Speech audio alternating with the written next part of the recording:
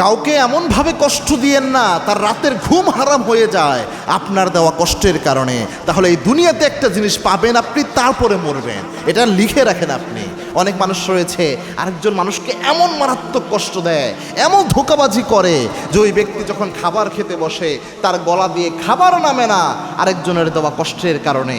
এমন আঘাত করে, এমনভাবে কষ্ট দেয় যে ওই ব্যক্তি যখন রাতে ঘুমাতে যায় ছটফট করে ঘুমাতে পারে না ওই কষ্টটার কারণে।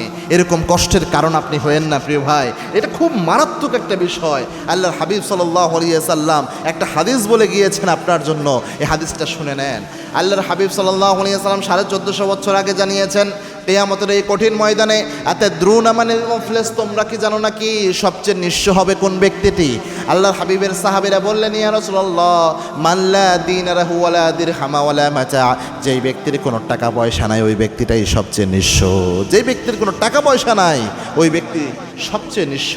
আল্লাহর হাবিব বললেন না, সবচেয়ে নিঃস্ব ব্যক্তি ওই ব্যক্তি যেই ব্যক্তি কিয়ামতের দিন নামাজের আমল, রোজার আমল, এরকম অসংখ্য আমল নিয়ে আল্লাহর দরবারে হাজির হবে, কিন্তু কারো উপর জুলুম করেছে, কাউকে এমন আঘাত করেছে, এমনভাবে প্রতারণা করেছে, এমনভাবে কারো বিশ্বাসকে নষ্ট করেছে, এমন জুলুম কারো উপর করিয়েছে, যে এমনভাবে কাউকে ঠকিয়েছে যে ওই ব্যক্তিকে নিজের সমস্ত আমল দিয়ে ওই ব্যক্তির জাহান্নামে যেতে হবে, ওই ব্যক্তির গুনাহগুলো নিজের ঘাড়ে নিয়ে। এই ব্যক্তি হবে কি আমাদের সবচেয়ে নিঃস্ব।